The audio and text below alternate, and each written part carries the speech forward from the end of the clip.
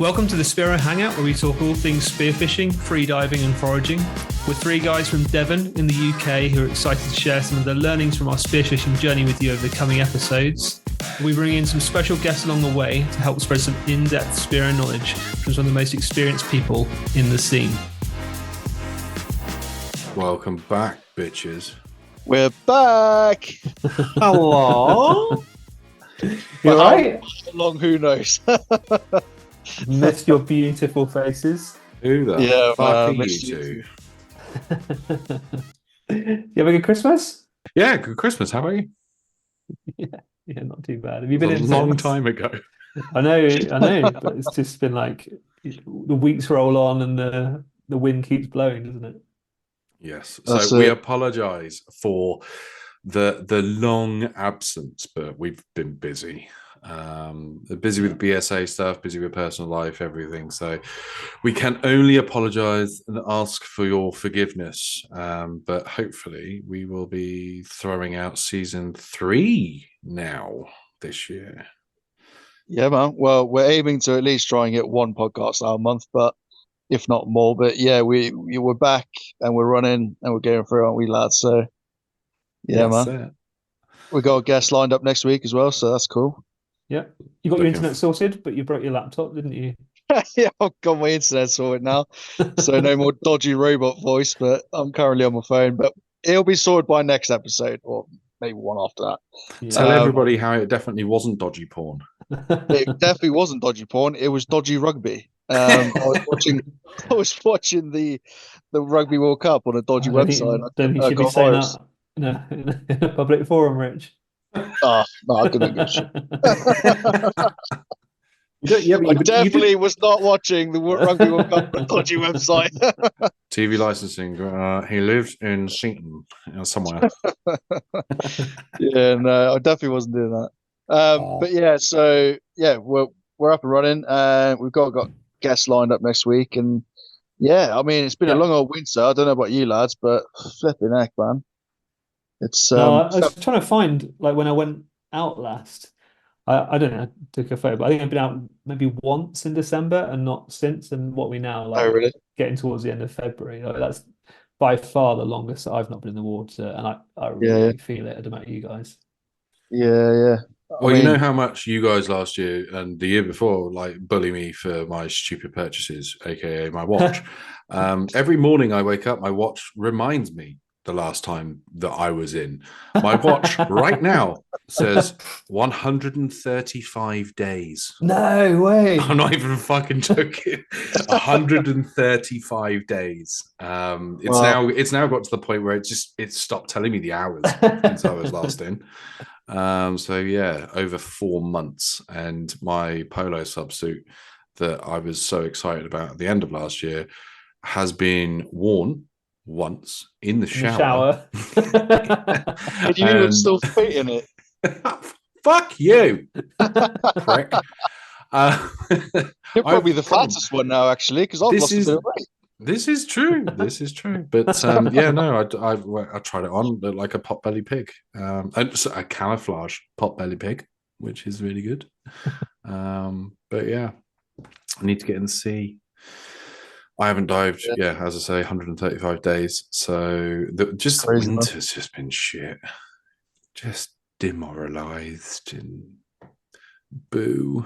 Don't be down though, because we're getting towards, I think it's the 1st of March is where the sea temperatures start to rise. And then the sun will shine, the fish will come in, and we'll be loving life again. Yeah, well, we're not allowed to catch there. bass at the moment anyway. Have you guys been doing what's the season? I can't remember what it is. Is it end of March? Yeah, so the season changed this March, year to be from the 1st of Feb to the end of March, 31st of March. So catch opens back up on the 1st of April, which is probably going to be the first time I get back in. No, we need to get in now. But yeah, I'm looking forward to it. Hopefully with the weather that we had last year and this winter, like this season, I'm fingers crossed that we actually have a really decent long summer, and it's like an African summer, or what do they call it? A Sahara summer? I don't know. But Indian summer? Indian summer, isn't it? Indian summer. I need to be careful what I say. When was the last dive that you guys got in last year? Then December. did you catch anything? Uh, Nearly. Does that count? No, It was a not freezing now. cold day. Actually, we were talking about making our way out to a famous lighthouse, and then I decided that I wasn't brave enough to do it because it was like Yeah. -3 or something, and we headed out. Just not a secret spot. We headed out from Plymouth and did a little bit of just tried out a few like different spots around the area. I did I did see a couple of bass, which was great, but they were too fast for me. They were like, Is fairly that on your decent boat? ones. Yeah, yeah, yeah. Nice.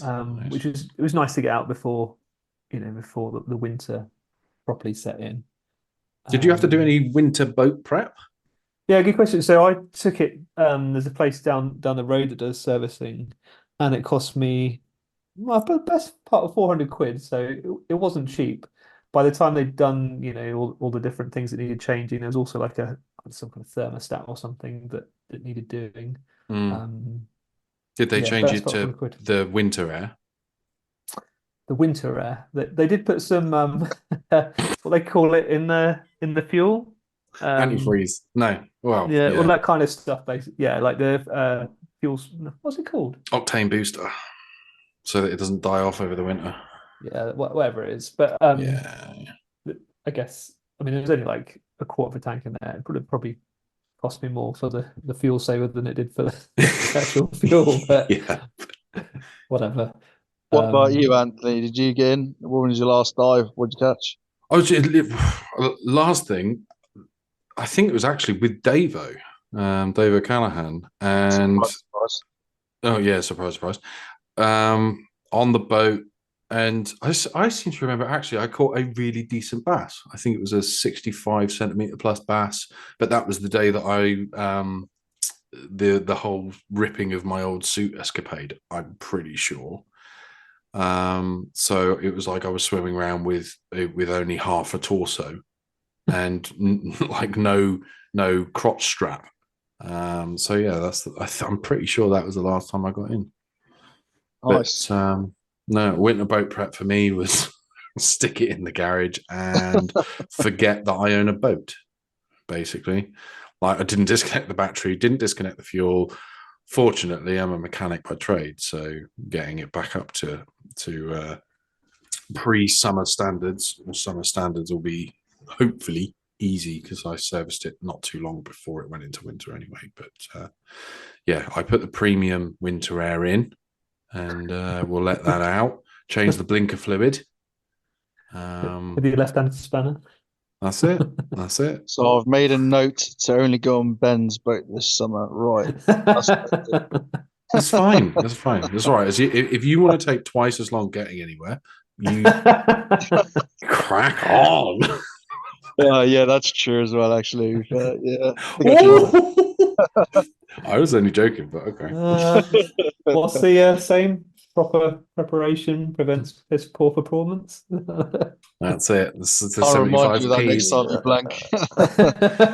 blank. No, the last time we went out, I was amazed at sort of at how much, well, how there wasn't too much of a speed difference between our two boats. And I was sort of like, oh Christ, this one's like I've got 4 people on mine. Like I'm Yeah. actually maybe a little bit faster than Ben's. And then after about 10 minutes, Ben just goes, I was like, fuck! He didn't even have it at full throttle. God damn it. Fuel saver mode. Well, I think the last dive I got in was got to be pushing like late November, actually, December. Nice. Where'd you And go? not far from my local spot. Right. Mm. And I had a decent bass off it. Yeah, it's cool. It's a nice nice. dive. And You yeah, caught just something. I did, and I Jesus vacuum Christ. sealed him and put him in the freezer with a couple other fish. To be fair, it's good they're having like fish in the freezer for over winter because it's great Yeah, to it put them is. out when you feel a bit sort of down on winter. You get them out and it sort of cheers you up a bit, doesn't it? Have you got any I'm, fish left? I've got a couple of mullet left. Nice. Ben? I've used up most of mine. I've got a few. I think I've got one bag of scallops left, and I've got cuttlefish from earlier in the season. Nice. But all the rest fish is gone. The trigger fish, that final bit that I was saving for sushi or sashimi, got used up. Nice. I did That see was some nice that was a pretty photos. epic. Yeah, I was pretty pleased with myself on that one. Wasn't quite as good as the kingfish meal that inspired it from Australia, but How did you cook that? Because it didn't. wasn't even, it was sushi, sorry, but Yeah, it looked quite I want to say Thai slash Vietnamese. yeah. So you make basically you just get a pestle mortar and you just bash loads of like spicy stuff in there, lots of chilies, coriander. I know that's not everybody's cup of tea. Um, and I served it up with what are they called, like light cheese. It was like a weird taste, but it goes like really well with that kind of Mini food. testicles. Oh wow. Mini testicles, yeah, like little spiky balls that are like rubbery inside. Yeah. But that tastes amazing. It did taste absolutely stunning. And then what else did I do? I did a nice paella as well in run Nice. up to Christmas with some scallops and stuff that had put together. But yeah, like you're right, the food does kind of keep you going. It's like your reward at the end of Yeah. a hard year of waiting for Yeah. some. I know what everyone says about keeping fish in the freezer and they can be out swimming, blah blah blah blah. But I mean, God's sake, end of the day, we are doing this to feed ourselves as well, right? So Yeah, yeah, yeah. Yeah. I'm not going to feel too hard up on myself about putting a few fish in the freezer. But Too right. I've, um, what I did actually, well, just before we go there, I was going to say, have you guys been doing any sort of dry training over the winter or like any fitness related stuff? well, I did a another like hit workout this morning. Been trying to do that every couple of weeks. It's not working though. I'm getting fatter and fatter, and the heaviest I've ever been. Oh, I even like cut out sugar. I was saying to Lou earlier, I cut out sugar for like basically the whole of January, Right. and like it was more for like energy. Like I was getting like quite Insulin spikes and like stuff. highs and lows. Like so, like in the Yeah, yeah, afternoon, I was just like basically just wanting to go to sleep, and like yeah. actually that has helped, but it hasn't helped my weight at all. I just kept getting bigger and bigger. I'm not exactly fat, but No. yeah, it's definitely classed as overweight now, unfortunately. What about oh. you, Anthony? I've been the same weight for the last forever. I'm still just fat fuck. No, it's, I tried. So I've been doing rowing. I've got Oh, good man. a semi decent rowing machine that I try and keep on. I say I've been doing it. I've probably done it. What in 4 months, 10 times. So not a drastic amount. But then I tried. I've got a 20 kilo like a kettlebell that I try and do some weights after the rowing. And I just out of nowhere remembered what you said at some point during last season about doing those hypoxic walks. Yeah. Yep. And I've never been close to passing out, like ever. Like, I don't know why. I'm not somebody that has ever gone close to blacking out or seeing fuzzy or anything until a See where few this is weeks going. ago. Holy shit. So my forecourt, the row machines in my office, and my forecourt's exactly 50 meters long from one of my posts to the end of the sort of concrete tarmac. And it's a 20 kilo kettlebell. And I was like, oh yeah, it's fine. Right. I've done no breath work whatsoever. And so held my breath to the end. And by the end, it was like, I'm fucked. And then, yeah, but other than that, no, nothing. I don't even think I can call myself a spearfisher anymore. Well, I, on the other hand, I've been doing breath work over the winter. Trying And hard. yeah, just like, you know, that session we did at Emma Farrell once, Ben. Yeah. So it's more like stretching diaphragm and stuff like that. And, yeah, a bit of breath work. So I'm doing Yeah. a bit of that really on and off, sort of every other day, I guess. And yeah, obviously Wow. CO2 tables, stuff like that. Are you, mate? What are you up to Yeah, now? Like, have you like met some like personal bests and stuff like that? What's your not quite yet. No, I haven't really noticed a massive difference yet, actually, in the breath hold. But it's just getting comfortable holding your breath again. I know it sounds stupid, but Yeah. I find over winter when you start, this time of year, maybe more so into spring, but it's getting comfortable holding your breath again. And then it sounds really weird, but I think a lot of people agree with me that when you start feeling that pressure, and then especially when you're under the water, it's even worse. And I just, I don't necessarily want to increase my breath hold this winter. I just wanted to keep a comfortable position so that I don't feel like I'm starting from scratch again. Yeah. And that was more so what it was for. Been swimming quite a bit, going to gym, and yeah, just calorie deficit, making sure, like same as you, Ben, keeping my insulin levels sort of, so I'm not getting insulin spikes, keeping all my levels sort of as steady as possible. Insulin spikes. Yeah, so like no sugary stuff basically. So just trying to keep my sugar glucose, is it called? I'm not too sure. Your glucose levels. But trying to keep my glucose levels as stable as possible, so I feel more energetic and I don't just crash and stuff. And I'm down like nearly a stone now. Oh, well done. Mate, well done. Yeah, cheers. Have So you checked behind the sofa? yeah, Usually where I lose everything. I'm hoping my West is going to fit a bit better after all this. That's hopefully we'll see anyway. But yeah, I just think it's better to start in a positive position going in spring, isn't it? 100%. Can agree more. 100%. I did yoga this week actually. It was Nice. more. It was I mean, even if you don't like yoga, you will like this video. That's all I'm saying. But the body coach. Why? What's his name? Her name is Lucy Sesto. I'd never heard of her before, but Lucy Sesto. yeah, just Google her. A friend recommended her like yoga program, so I was doing a bit of downward dog yesterday. You did what to who? Jesus, that sounds Mate, dirty. I tell you what, Anthony, if you ever tried yoga, it's bloody fucking hard, man. So, yes, I have actually with Emma Farrell. There is a video. I think I don't know whether she definitely would not have posted it on Go Freediving.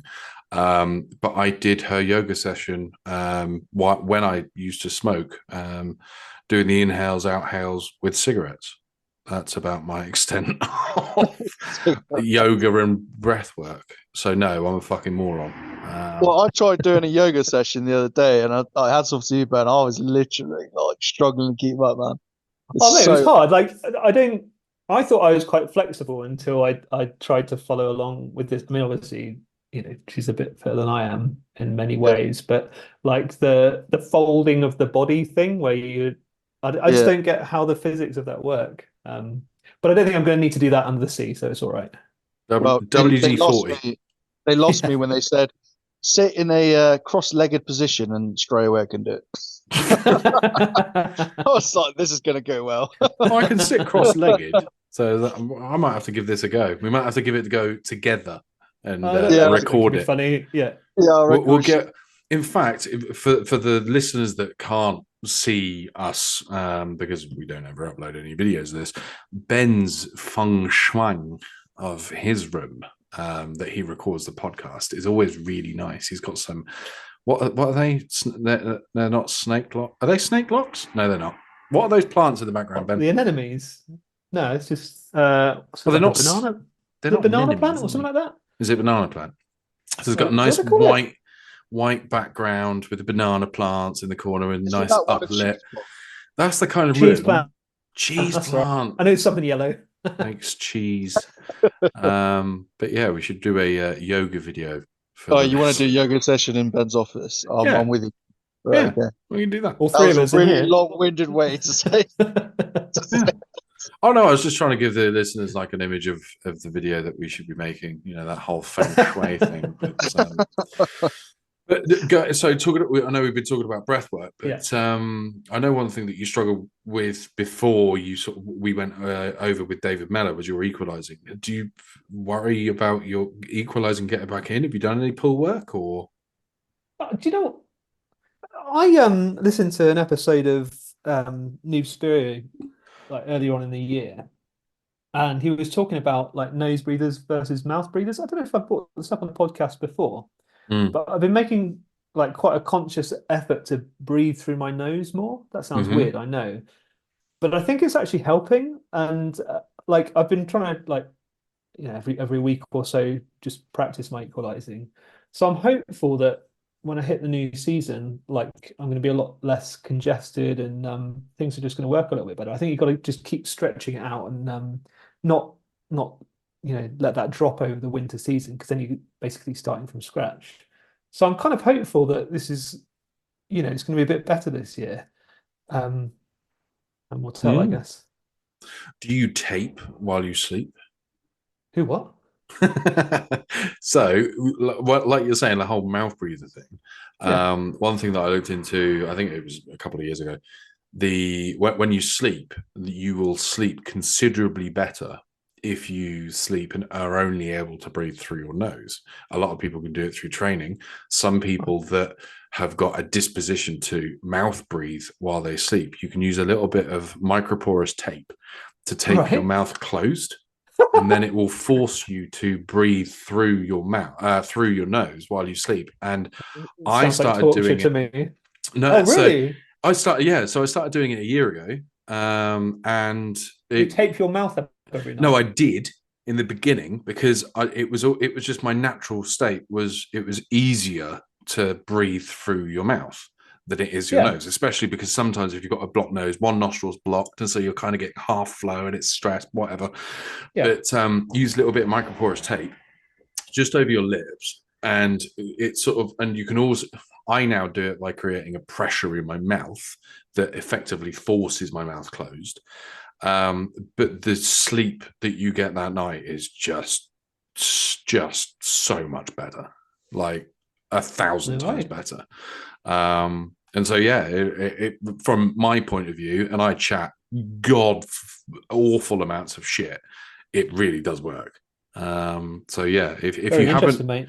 and the thing is with the microporous tape as well, it's not strong enough that if say for example you're led on your right side and your right nostril is the only one that's open and you roll over and you can't breathe, your Yeah. mouth is like, it's not strong enough that it's going to keep your mouth shut. So you'll start normally breathing through your mouth, but it helps you get that learning in your jaw, because that's the main thing, is that it's the jaw discomfort when you're lying on your pillow. Anyway, I'm talking shit. Try it though. It's good. Breathing through your nose while you sleep, and it will send you off to sleep real quick. But yeah, Noted. little tip from Uncle Ant. Did you catch that, Rich? Well, part of my whole new fitness thing is drinking shitloads of water, so I had to shore for a piss. But, Wow. um, but the just call the end of that conversation. Have you ever seen something called hostage tape? No, this sounds good. So Is that the same as microporous tape? it's developed so that it goes around your lips and keeps your mouth closed so you can breathe through your nose while you're sleeping. And they called it hostage tape. Huh? They called it hostage tape. What? I want to meet these people. We should get them on the podcast. Fucking hostage tape. So what? Is it the shape of your mouth? Is it like It's the shape of your mouth, of your lips, and then you put it on, and it keeps your mouth closed. Yeah. Cool. So you don't need to spend 12 quid every night to I'm gonna get a have good one night's of sleep these. with that one. Yeah. But yeah, a little bit of microporous tape. Close your mouth. Stop breathing through your mouth. Stop dribbling, and it will stop you snoring as well. Imagine that. Oh, good night, babe. Mm. I'm sure that look attractive, wouldn't it? Ben does that every night without the tape. Moving on. Moving on. I feel like last year was quite a cool year, though. We did a lot of cool shit, didn't we? Like going on Shrek's podcast and having the Yeah, start it was a good point, year. We had some really nice team people day, and to everything speak to as else. well. Yeah, we did It loads of cool shit. was Yeah, also really it was your first year as chairman as well, wasn't it? Nope. Second year. No, it was your first year, wasn't it? No, it was my first year. Yeah, sorry. Yeah. Yeah, last year was the first year. This is then second year. So yeah, we're all three of us. Last year was first full year of BSA committee, which was really, really good. And yeah, really all I can say is we're doing masses of work. You guys have done fantastic. Rich has obviously been part of the socials. Ben, or no, Rich, sorry, you are the socials. Ben, you're the website. Wow. I don't do an and awful lot, to be honest. It's No, but it's all volunteer stuff. So yeah, everything that you guys are doing, you're doing for, I don't know why, actually, because it's fucking retarded. the You're love not of allowed the to say that sport. word anymore. But yeah, the love of the sport and having to fight off the difference in opinions, not necessarily fight them off, but it's just fighting off some of the fucking morons that we have in this sport. But That's good though, because we've got involved in, as the BSA. I mean, in lots of different things, haven't we, over the yes, course of the last? I mean, obviously, one of the biggest things that's potentially coming up is this pollock ban. Obviously, right now you are perfectly fine to hunt pollock. The expectation is there's going to be some restrictions brought in, but we don't really know what they are. But the BSA is obviously heavily involved in that. I mean, and you were at a workshop recently, weren't you? I did, yeah. So with pollock, there was so I know it's been 4 months since we've done a podcast, so we'll try and fill you in over what's been happening over the winter. Although we haven't been doing podcasts, we have been extremely busy on the BSA. So with BSA, and just a brief overview, we had our end of year AGM. We had our revote of the committee. The committee has effectively stayed the same. The only thing that we have had, which is fantastic, is a few new additions. Gordon and Ross have joined us. Gordon Murphy and Ross McDonald's. He's not McDonald's, but he's Mc something. They joined. Ross has joined as our sustainability representative. And then Gordon has joined us as our lobby representative, and they're both doing fantastically and are bringing the BSA, the British Spearfishing Association, into the current year. There's been a lot of time where the BSA has been great for competitive spearfishing. It's been great for the insurance of spearfishing, but they haven't been involved in the conversations where, for example, a few years ago, bass was completely banned from a take, from zero. It was zero take. Then it was, 2-bag limit. Spearfishing wasn't involved in any of that conversation. And now we are. So much so, like Ben said, I spent a day last Wednesday, I think it was, in Plymouth Uni, the Plymouth FISP. No, the Plymouth Uni for the Pollock FISP, sorry.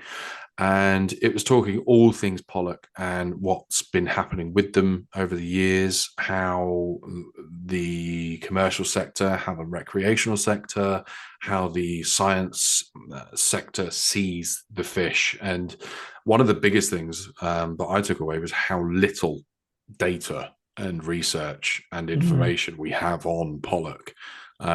It really is only, I feel, that pollock is this at the moment. We've got, I'd say, 3 years worth, 2.5, if not 3 years worth of data in terms of tracking. So they're now starting to track the pollock and actually fitting small sonar devices, or like RFID type devices in the fish. They can only fit them from 33 centimeters up. So they are already legally takeable, but as us spearfishers know, the 30 centimeter minimum take is way too small anyway. So there was lots of discussion around how pollock have been found over the past 25 years. It was, so to give you guys an idea, 20 pounds worth of pollock, a 20-pound pollock was normal, good catching 10 years ago. A 20-pound pollock. That's crazy. A big fucking fish. Yeah, now, I've seen one. Exactly. Now the commercial boys and we're talking. These guys are fishing out at 100 meters depth. Yeah. They're fishing offshore. They're decent fish are 12 pound. But I myself, I think my record is just over 7. So, the top end of the fish, the fat fish for the commercials and the recreational have disappeared. They say they're just gone. But one of the things that they did say was a lot of the fish are starting to move up north.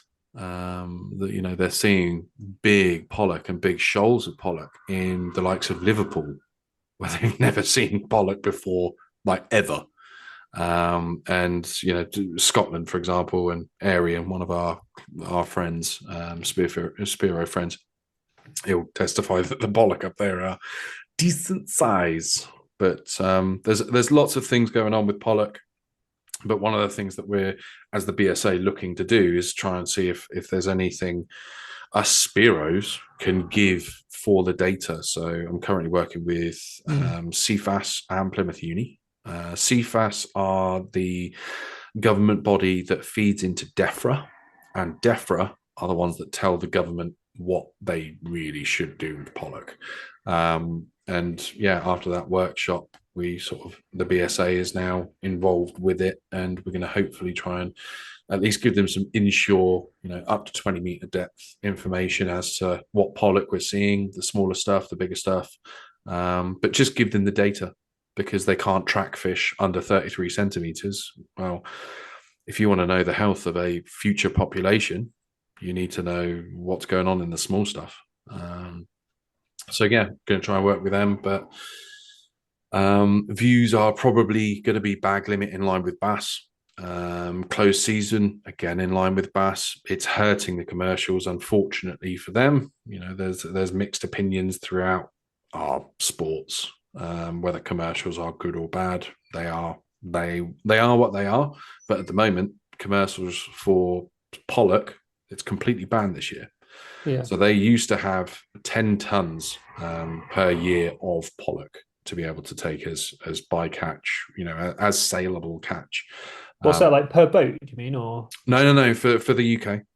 So it's not a massive, way more than that, surely.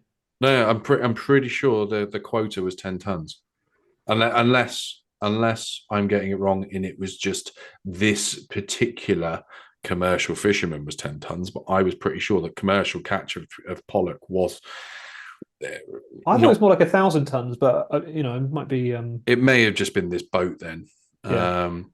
But anyway, the total commercial catch went from whatever it was to 0 with 10 days notice. Wow. It was a very fast, very late. The problem is that doesn't really help anything, though, does it? Because all those fish, if they're not allowed to use bycatch, they're still dying. They're still being netted because you can't help it. So then obviously they just get chucked back in the sea.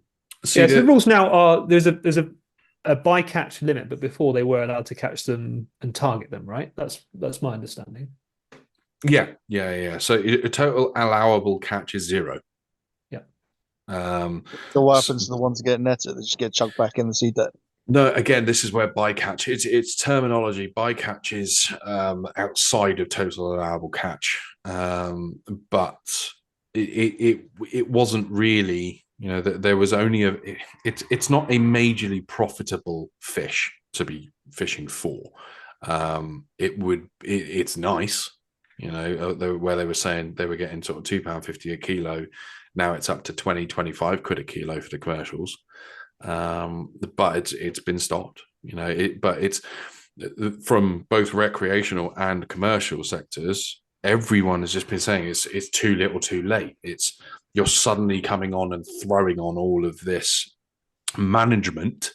But you could have sort of done it by 25% 5 years ago.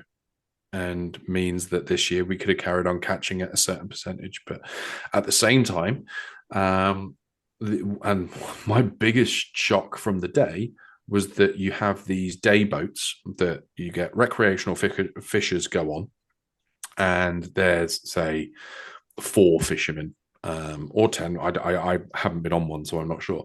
And these recreational day boats, charter boats, can go out and catch more fish, more pollock than a commercial boat could, and it's completely fine. So to give you an idea, they were using for the tracking and for the data that they've got at the moment for pollock, there is a group of charter boats, and there's 13 of them in the southwest. and they're feeding the information to Simon, who's part of York Uni, soon to be Plymouth Uni, and he's the collator of the data.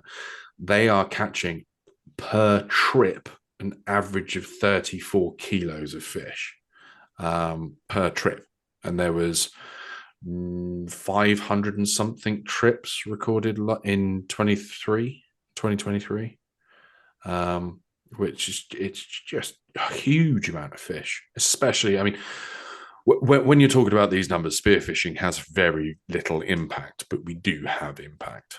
That's, you know, for Ross McLeod, I remembered Ross McLeod to be implementing for the BSA. Sorry, fish talking fact section. No, it's really interesting. I was looking at the tables of counts because I couldn't remember if it was 10 or 1,000 tons, which is pretty awful, isn't it? But the total commercial landings in 2022 were 1,500 tons. Yeah. But you go back to like 2016, that was 4,000. 2014, 5,000. In the 2000s, 6,000. Like there's clearly something wrong with that fishery, but there's so many different factors that can feed into that. People might just not be fishing for those fish. They might have moved because of the bluefin tuna or because of the warming oceans, or there's so many different. There's loads of things. It's very difficult to pin it on one particular. See, one of the biggest things that was put forward as a concern with suddenly bringing a zero tack was what they did with cod. And so there was little too late with cod, and we massively overfished cod. And the problem with that little too late, and then obviously the glory of hindsight, is that all of the cod in that area had been fished out. So all of its competitors or other types of fish moved in. And so suddenly you've got no cod, and then you're saying, right, no taking of cod. We're going to let the cod recuperate. Well, they can't. They can't even get back into where they used to be because the other fish have now taken over that area. One of the things that the pollock guys were saying is that one of their boats they just can't use because it was entirely set up for pollock, but they'll now change their quotas over to Dover sole. It's like, okay, so now that pollock is zero tack, Dover sole's going to get smashed. Yeah, that's right. And that is a problem, isn't it? It just seems that it's even during this conversation while CFAS was there, Angling Trust, various IFCA officers and representatives from all different disciplines of recreational commercial, it's like actually the conversation as a whole was, why aren't we using more common sense and managing with common sense? And it's not like this is the first conversation that's happened about any of this. Yeah. You know what happened with cod? And like, because there is no limit for us on cod other than, you know, a length limit. Like, why are we talking about pollock restrictions and not cod restrictions? Or I mean, I think, in all honesty, I think CFAS, DEFRA, ICES, who then create reports for each body, and more specifically IFCAs, there's no money going. I don't know whether it's getting filtered off somewhere else, but there's no money to throw at scientists and researchers continually to be able to follow through plans. And when there is money, you know, like for example, for the pollock FISP, it's like $500,000 a year. I mean, and that's a government grant to help with, you know, tracking and stuff. But there's no big money to look after it all. It's like, oh, we've got this little bit of money that we're going to throw towards what do we think is important this year? Pollock. Okay, right. We'll throw that at pollock. And then it's like nothing. There's no overall, we need accountability on every single species in the sea. There's just not the money there. And then it's really sad. So there's another assessment I've just found on the internet from the ICES, which I guess, you know, some people might question some of their science around the pollocks. You know, they're saying that the cod in the North Sea have been overfished every single year over the past 4 decades.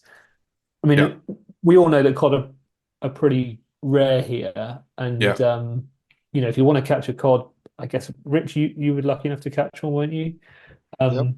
You've either got to go on, a wreck fishing boat, probably deeper Mm. than most of us can dive. Be very lucky, or go to somewhere like Norway where the population is much more healthy. I'm just surprised that we're not having a wider conversation, I think is what I'm Yeah, saying, really.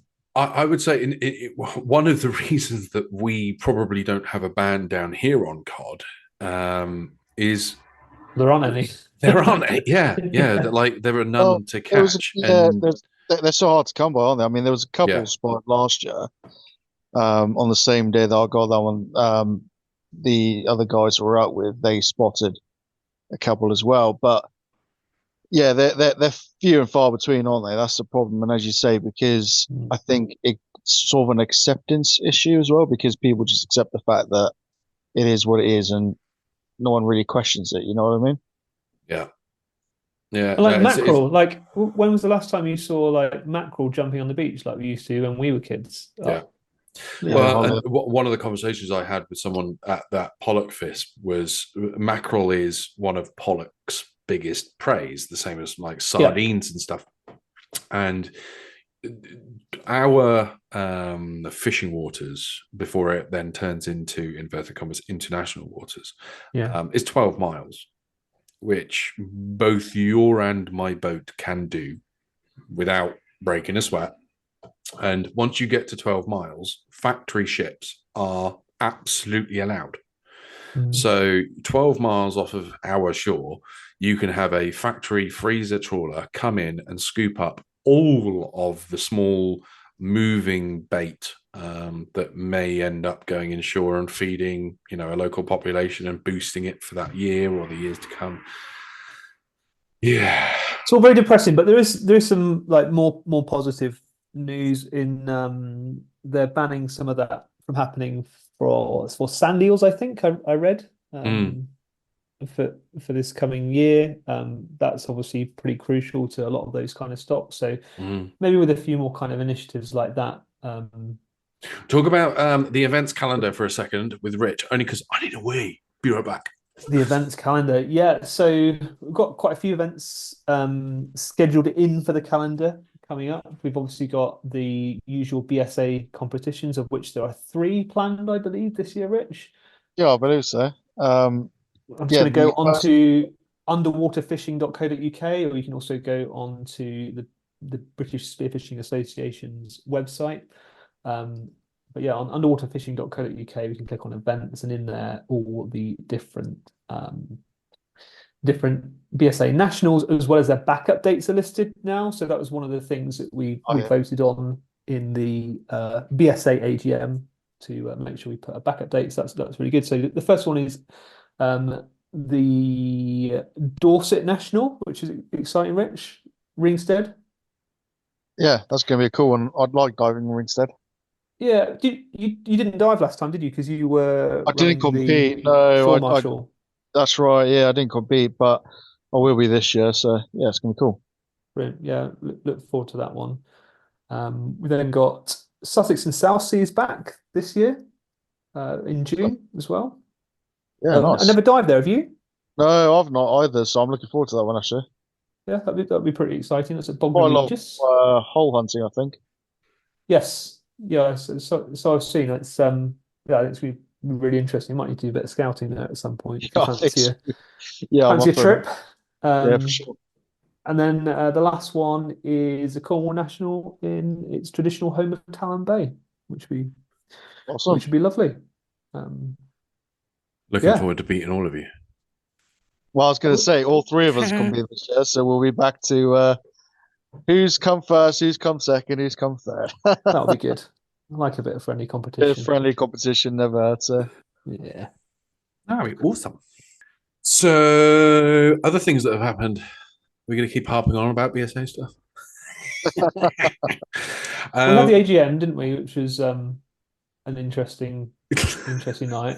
I might publicly apologise on here actually, because I think my 15 proposals, not all of them went down too well. So apologies to anybody that I'd offended with my. Christ, who are you proposing to? Lou was there.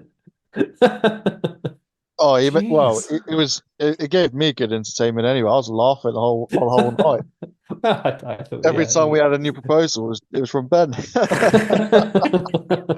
Everyone was just staring over, and I was like, sort of shooting away from him a bit. I could feel my face getting redder and redder throughout the whole night. So yeah, Did you used to apologies, have one of those everybody. fucking shield badges when you were at school that said prefect? He No definitely had running one. down the hole. He still wears it around his house now. Yeah, that's right. No, Oh, it's dear. good. I mean, look, we got a few things passed that I was pretty pleased with. So things like buddy diving being allowed at competitions as long as you name your buddy in advance. I think that's a Yeah, really good yeah. step No, forward you for had valid points, safe mate. diving. Yeah, all right. My suggestions around taking less fish were quite heavily rejected. Fair enough. I think it was 20 to 2, looks like. But that's cool. I can take that. We also got better catch care. Yeah. I was pretty pleased with that one. So Anthony's going to make sure he's going to bring a tarpaulin or something to put the fish on rather than being dragged across the car park. I'm not getting involved in any of the running and organising of the events this year because I'm competing. So that's down to the regional clubs, but I'm sure they'll do it justice. Yeah, absolutely. Yeah, no, it was good. I was pretty pleased with that. And we were just saying about the alternative venues and backup dates being passed as well, which is really good. So one of the yeah. things that I was quite taken aback by at the AGM was, regardless of how opinionated the majority of spearfishers can be, sort of in private and like we are amongst ourselves, during that AGM, everybody's opinion was heard, and everybody let everybody else speak, and it was a really, really good evening, good atmosphere, and a bloody good AGM. Very constructive. Yeah, and thank you, Ant, for organising that. I think you did a cracking job. Really nice location, good food, good drink, and all that kind of stuff, and really nice, well put together evening. So yeah, thanks. No, my pleasure. Yeah, you did a cracking job, man. This year's going to be at Weatherspoons, so that's all right. I like their surf and turf. So do I. It's the best 20 quid I ever spend when I go in there, to be honest. It's 20 quid now. Jeez. Probably more like 30. Gone up. What did you guys, while I was away, sorry, you spoke about Salcombe Estuary? Oh, no, we didn't. No. No. Oh, so This is an interesting one, isn't it? Because basically, as I understand it, some commercial fishermen were trying to, because they couldn't catch any lobsters anymore, they were trying to put nets in the Salcombe Estuary. Is that a terrible summary? I'm not sure whether the first part of that is a bit of Chinese whispers. Okay. Sorry. I'm not sure on why there was netting put forward, but there was an application for netting to be put forward in the Salcombe Estuary. It's been banned for the past 4 years. Before that, it was allowed. What they were catching, I'm not sure. What the gill net size was, I'm not sure, but they were allowed to net the Salcombe Estuary. It was, discussed over Christmas period, and then into the beginning of January was consultation, and the BSA, along with 360 or 80 others, all responded to say, we advise against it, we disagree with it for all of these reasons. And it ended up being, at the end of the consultation, the IFCA, the local IFCA, put forward that they would also advise against the allowing of the netting permit. It still needs to go onto the MMO, right? So the Marine organization, I can never remember all these abbreviations. But yeah, it's got to go to the MMO. It then has to be looked at by the BNS or something or other, or some blah, blah, blah, blah. A load of different councils, basically, and they will then make a decision. But at the moment, it's like 98% said no. And looking only positive, a couple. Yeah. So I don't understand though. Like, it seems quite a. I mean, obviously what I'd heard was probably hearsay, but the idea of it seems like quite regressive, like bringing back nets into a potentially fish spawning area. Yeah, and the netting was going to be gill netting, and after the pollock fisp workshop, I had quite a hard lesson in how gill nets work, Right. and something like a 6-inch mesh gill net or other terms that they were using, it supposedly is quite selective. It's selective in that it will allow the smaller stuff to go through and be fine. Right. It's then not selective whether it catches your dolphin, your dog, or the local seal, because they're too big. So they are trying to target, for example, a certain size of gilthead bream. And I'm literally using that as an example. I don't know if that's what they're targeting on the estuary was. But they're looking to catch 6-inch gilthead bream. So they use a 4-inch gill net. That 4-inch gill net will have been proven to let most of the sub 4-inch bass, which is the overall diameter of the bass, which is quite a big bass, through the net absolutely fine. But commercial fish is commercial fishing. But a gill net, I mean, I don't know enough about these things, but isn't the idea is that it slices through their gills? No. No, so a gill net misconception. A gill net is designed that it's, say, for example, if you've got a 4-inch gill net, a 4-inch fat fish will go through the mesh and get its gills caught. So it will get caught in the mesh. And I don't know whether you remember videos of like small throw over the boat nets where you catch a load of little pilchards and then you have to shake the net out to get them out of the net. That's what a gill net does. So the fish swims through the net, and once it gets to the size that the fisherman is looking to catch, that fish will get caught in the slots in the squares of the net. So it's quite targeted in that a big fish, so something that's 8 inches, can't get stuck in that square because it can't fit through. So its gills won't get stuck. It can get stuck by if it was to start flapping around and it created a bit of slack and caught itself up in the rest of the net, but it won't get gill netted. Whereas a 4-inch fish will get gill netted and the 2-inch fish will swim right through it as if it's not there. Interesting. Do you see what I mean? So yeah, it's sort of, I mean, the fish still, they effectively suffocate. But we shoot fish in the head, so we're still killing them. But no, gill nets are supposedly one of the most selective forms of commercial fishing. Obviously, you got rod and line, which is selective after you've caught it, but still, it's interesting. More interesting talk.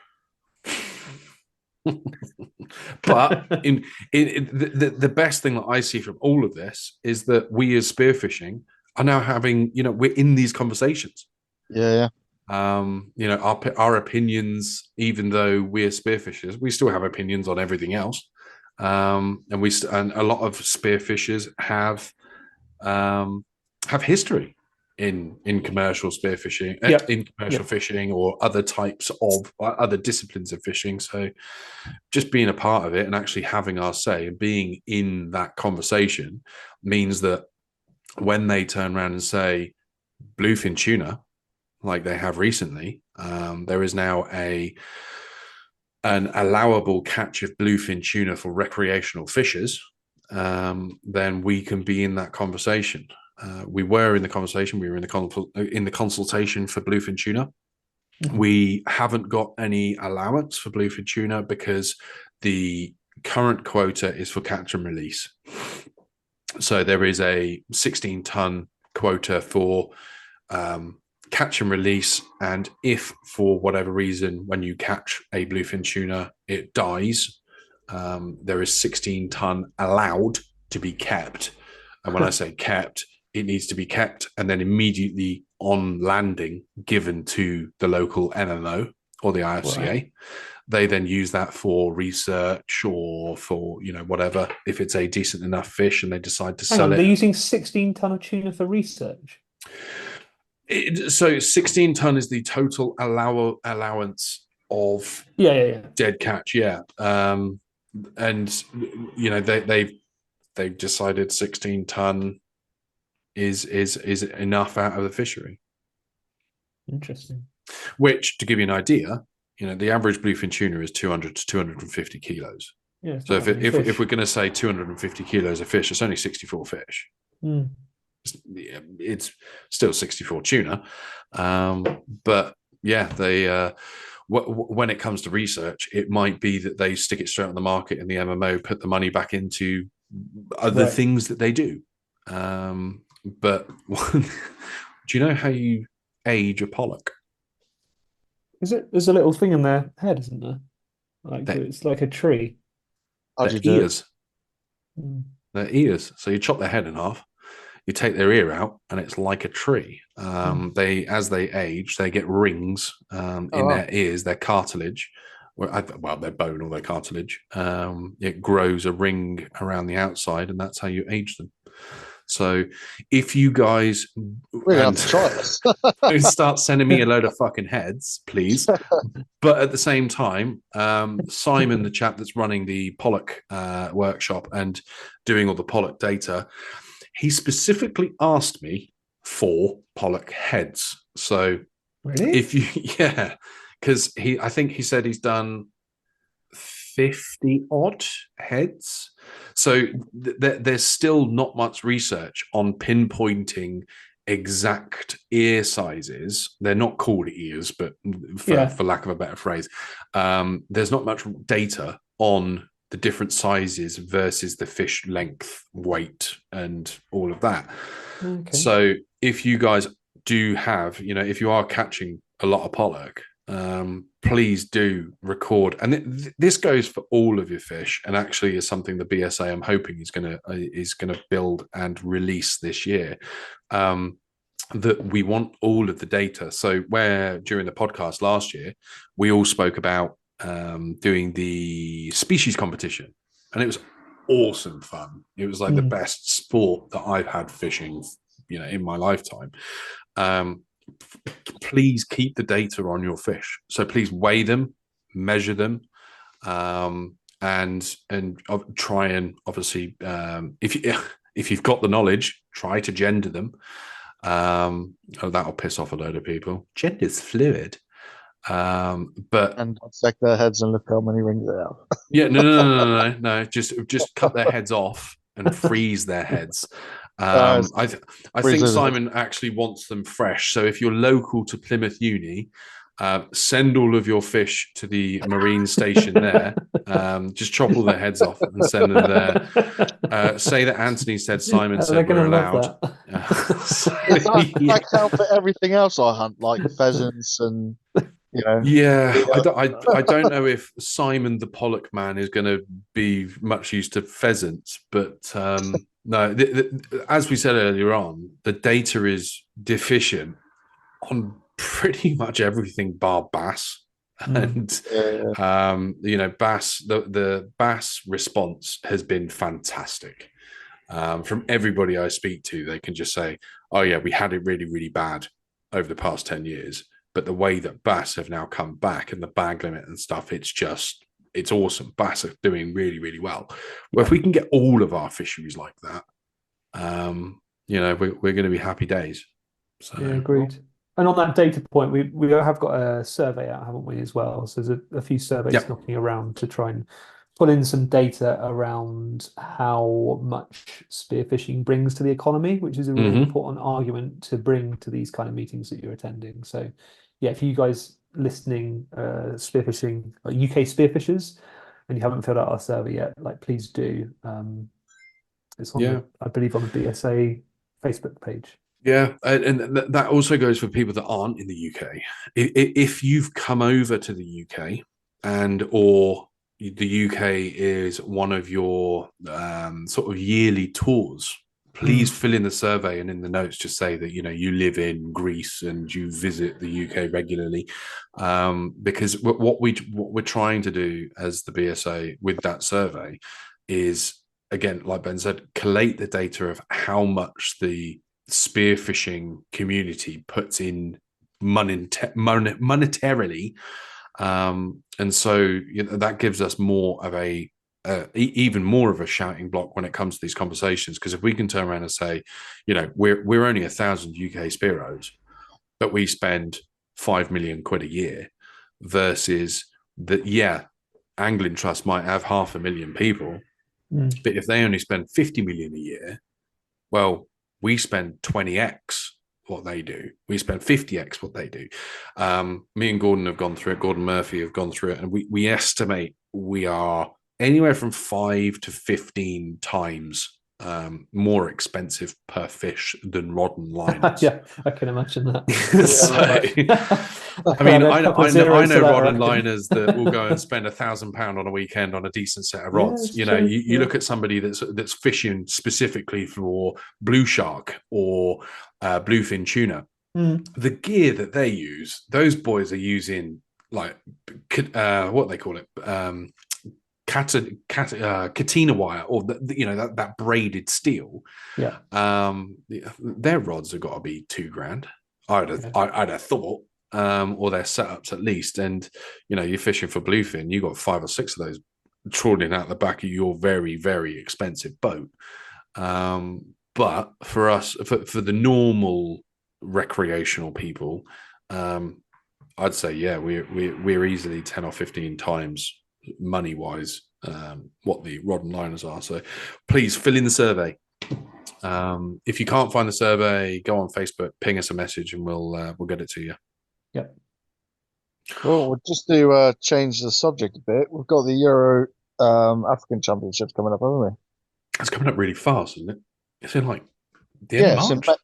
29th of May, 2nd of June. May, that's it. Yeah. In Turkey. Looks and obviously we've got Team GB going out, so we've got Daniel Mann, which is team captain. Yep. And obviously team manager. Followed by Dave Stevens, Ross Gilfillan, and Dave O'Callaghan. Old Davo.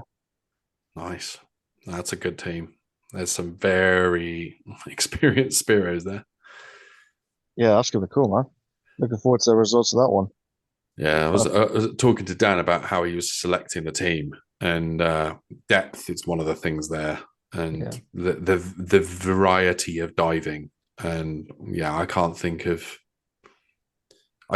the UK at the moment of any more varied divers. Ross is phenomenal. Obviously, he's Aussie, so he's used to the depth. Daniel Mann, where hasn't that guy been? Dave O'Callaghan's been diving longer than all of us combined. And then David Stevens uses aim hacks, and it's also a fish whisperer. So bloody good team, GB. That's cool. Maybe one day in the future he'll be us boys. Well, you placed pretty high last year, didn't you, Ben? Yeah, was it 12th, did we say? 12th in 2023, man. Congratulations. Yeah. Thanks, mate. Yeah, pretty. It was at 27, wasn't it? Yeah, it's only halfway, but no, it's still That's cool. over halfway. So was that? I can't remember. Is this your first proper competitive year? Second, isn't it? I think. Second. We competed together, didn't we? Last. That's right. Yeah. So I'll just lose track of it all. But So I mean, for your second year, dude, that's amazing. Well, far better than I've achieved. Yeah, maybe this year will be even better. We'll see. But I mean, I think there's quite a lot of like really good divers in the top 10, isn't there? Like I think once you get to the top 10, that's going to be a bit more challenging. Well, if you do the same, if you do the same this year as you did last year, then you'll be in 13th. Because I'm competing. It's all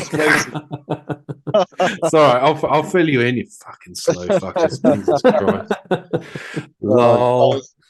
Well, it's always a suspension with you. Always waiting for the to come. Well, what's this note about YouTube videos? I just wondered if you guys have seen any like good ones recently. Oh, not that we're going to be recording them. Thank God. The only one that I did see was the guy getting dragged down by his Dyneema. Oh god. No, it wasn't. No, he wasn't getting dragged. Oh, no, he kind of was because it got caught around his gun. The guy that goes and spearfishes the Plastic entire. apes. Yes, he shot tuna. I think it was a dogtooth tuna, Right. and as the tuna, he said in the video that he stoned it, but it then carried on swimming, and it swam down. The Dyneema wrapped around the front of his gun, and as he was trying to sort of, because I mean he's probably like 30 meters deep, so it's a deep fucking dive anyway. As he was trying to unravel it and get to the surface, he's unraveled it, and then it's caught around his dive belt, and this tuna is still swimming down, pulling him down. And yeah, he gets this. He decides to not take his dive belt off and keep going up because his buddy was on his way down, and yeah, they ended up catching the fish. But I was watching that video going, fucking nut job. That guy's insane. We're going to get him on the podcast at some point. It has to happen this season. Yeah, for sure, man. That guy, I love his videos. I haven't seen that one, but I love watching the rest of his videos. They're intense, man. He does it in such a good way as well, doesn't he? Like, I know a lot of his stuff's censored now. Where yeah, a lot, YouTube, fucking a lot of the social media platforms censoring it because they don't like the killing of the animal or the sort of spearing of it, and showing guts and blood and stuff like that. But these burgers and stuff that we get in the shops, they definitely weren't animals before they were in plastic wrap. It is weird, isn't it? Fucking idiots. It's really, yeah. He's even got like a whole video on it of like him explaining getting censored, and it's crazy when you watch it, really. But yeah, so we'll get him on. We'll talk about it for sure because I think it's quite a cool subject, really.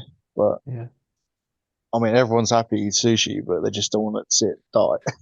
there's a Japanese guy that I watch, but he's really into he's really, really good, and he does the filleting videos and the sushi videos on loads of different types of fish. That he was saying about how YouTube demonetizes him, and we're talking about dead fish. Like, these fish are already dead, but he will get demonetized if he guts a specific redness of fish. Really? So if the fish is quite a blood-laden fish, it will just get demonetized. So or there was another one that he did. I think it was like a monkfish or something like that, where it was quite gruesome once you gut it. And he was like, he has to move the camera back like 5 meters so that it's not too close. And then as soon as he's gutted it or like dismembered it, he can come back in and record absolutely everything, but because it's separate and it's not an entire animal, he won't get demonetized. It's like, what the fuck is going on in this weird world? Yeah, I don't understand. Oh no. This has been a really happy episode. Welcome back to season 3. Talking about sushi and stuff actually just reminded me. I was thinking I'm gonna get an old fridge that's going free on Marketplace or something. And then maybe try and dry age some fish in the garage.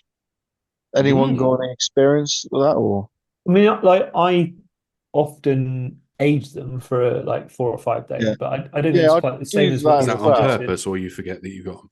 No, it's definitely nicer. Like, even something like a scallop is nicer. Yeah. As long as you get the scallop out and you don't let it sit in the shell. While the moisture, yeah. I mean, I same as you, Ben, but sort of not really to the degree that I want to do it, because obviously I'm thinking about, like, because you cut them a certain way, don't you, and remove like the gills and everything else, and bloodline and stuff. Just get all the moisture out of it, don't you? And then you dry age it, and I mean, some of them are dry aged for quite a long time, but it almost looks like, I don't know, a bit like jerky once they're finished with it. It's quite dry. But apparently the flavor is quite sort of umami almost, because that sort of umami flavor. I had some halibut the other day, and that was like, was it halibut? Yeah, I think it's halibut, and that was amazing. and it just had like a light smoke to it, but it had obviously been like aged for a few days because it was like quite like dense in a way, I guess. Yeah. Mm, nice. Interesting. I'm gonna give it a go. It was See what happens. delicious. Well, Yeah. the other thing that you did, that I don't know whether well you didn't speak about while I was away, was you did the Goyotaku. Yeah, I wasn't really gonna go there yet with it, but yeah, I've been doing like gear What do you mean you weren't going to go there? It's fucking awesome. Yeah, it's pretty cool. Yeah, it looks cool, doesn't Talk it? us through it. Just explain what it is for our listeners. So Gyataku is ancient Japanese art form, where they used to it's basically just translated to fish print, and they used to take a fish print of what they caught, even so just to prove what they caught, basically to show the emperor. And all it is just soot ink, so it's all a natural sort of ink that's non-toxic, and you it's just, yeah, you want to get You all the say moisture squid off ink? the fish. You can use squid ink, or you can Yeah. use soot ink, Okay. Nice. which yeah is also natural. So they're both fine.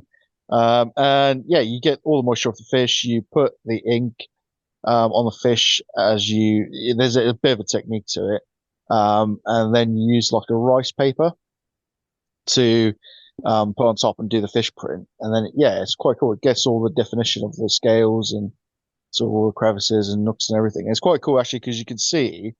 I don't know if you guys noticed on that bass, the one that I sent to you, the picture of the bass on the print that I did. When I shot the fish, he took off with the spear in him, and he was almost like, you know how they do sometimes, rub the side of their bodies along the ground, trying to sort of like get the spear. Well, not spear. I don't know what they're trying to do, just shake out whatever's in them.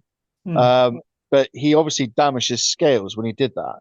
So when I did the print, you could almost see a bit of a blemish in the middle of the fish. Yeah. Nice. And yeah, I thought it was really cool. It's a good way of sort of memorizing your catch. You know, a particular catch you're proud of, or Yeah. sort of just want to remember. It's a good way of doing that. It's such a gorgeous way of art. I think it's like for fishermen, it is to us what having a boar's head like on a plinth. I just absolutely, I've been fascinated with it before I even knew about spearfishing, and yeah, you did a phenomenal job. And I will cheers, mate. the way that when you printed it and its mouth is kind of like open. Yeah. I sent you that photo and it looks like a meme that I'm now going to use when anybody ever asks a stupid question. It's just like the fish is just like the fuck. It did have that sort of that look to it, but I mean, it's so difficult because obviously it's a bit of an art form, obviously, and yeah, it takes a bit of like trial and error. I actually sort of after that print, I did another one where I really widened its mouth and like shoved a load of tissue paper in its mouth to keep it open, but it looked like it was sort of almost going to eat something with that sort of extended mouth. That makes sense. Nice. And then yeah, so I'm just sort of debating what I'm going to put in front of it, but yeah, it's really cool. I want to actually try it with like lobsters and crabs and stuff like that. Yeah, that'd be quite cool. I thought what I'll do is I'm going to try and get as many different species as I can this year, just to gear tackle them, and then have a sort of reference of my spearfishing year. And then what I'll do is like do a little video at the end of the season where I just lay out all the prints and then like make a video of all the different species I've caught in that year. I thought that'd be quite cool. Nice. Yeah, I think it'd be cool. I'd like to do one with you. yeah. Well, we'll sort something out when you guys come around. We'll do one. We'll catch fish first. Cool. Yeah, I was gonna say we need fish first. We got some in the freezer. that was a bass that I that bass that I did get, Tucky, was the last bass I shot from the trip. Oh, it's frozen then, so you defrosted it. Yeah. I defrosted it and then get Tucky with the soot ink, and then I washed the ink off, and then I ate the fish. Nice. Lovely. So nothing goes to waste. Yeah, it's brilliant. So yeah, for those listening, Goyotaku, Gyotaku. Have a look at it on YouTube. It's fascinating, at least to me. There's some like crazy good stuff that they do. I did one as well because you could get like multiple prints off a fish, right? So I did quite a few prints, and I did one where I actually like painted it with acrylics, and it looks really cool. Nice. Like, yeah, it looks really cool. So yeah, awesome. Any trips planned this year? Well, yeah. I mean, specifically, I want to try and. I mean, I know we were banging on it for the last year or so. I would love to do a camp and spear session with you boys off the boats. That'd be cool. Yeah, me too, mate. Couldn't go somewhere secluded. That'd be cool. As long as I got my rape alarm. A massive paella. That'd be cool. I'll bring the pineapple. I can't look at a pineapple the same anymore. Nice. Cool. So we've got we have a guest lined up for next week. Yep. Mr. Sam Seeley. That's it. He's been on before, but there's been quite a bit happened since the last time we had him on. Yeah, he's got his new shop, hasn't he? He does. And you've already been making purchases. Yeah, we thought it'd be a good person to talk about like getting started, because I mean, hopefully we're kind of coming into the new season soon, right? So it'd be a nice episode to kind of talk about gear and all that kind of stuff, things you might need if you haven't done There'll be a load of newbies ready to start the summer, won't there? So let's hope so. Sam's the one to put them in the right place, in the right direction. Including me. I feel like a bloody newbie with how long I've been out. Newbie with a £1,000 spear gun. And a £1,000 watch. You're going to get robbed when you go spearfishing, man. You got like $3,000 on top of you. I'm going to get jacked tonight. What are you doing there, blood? Give me your spearfishing gear, blood. Lol. And we're going to have this year, I'm just going to keep pushing Richard until he does it. We're going to have merch. Going to have our merch. Mate, you've been saying that since like episode 3. I know. I wish you'd stop saying it, because it's not going to happen. No, it is going to happen. It's going to happen. Because we may have already had the conversation with the merch supplier. That might also be the guest for next week.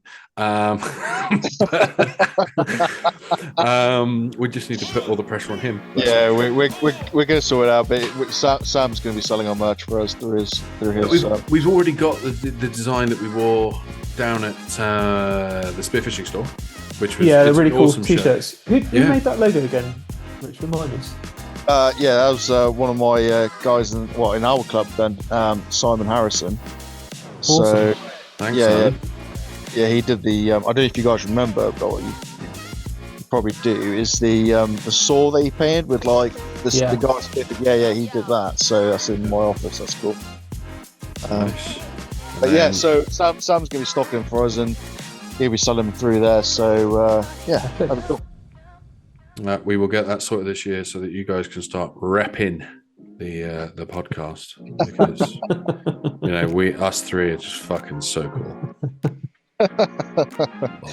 Really. Well, lads, at least we got the first one down, and many more to come this year. Yeah, looking forward to it, boys. Hope to see more of you guys over the next few months as the days get longer, the seas get warmer. I missed your ugly faces, man. It's been a while. Well, one ugly face and one fat face. Oi! Which one I'll let you two decide which one's which. Fuck face. Thanks for listening, guys. Thanks for bearing with us over winter. And we'll be very much more in your ear hole this year. Wait. Catch you guys later. Cheers, guys. See you later. Bye, boys. Wanna hear you go?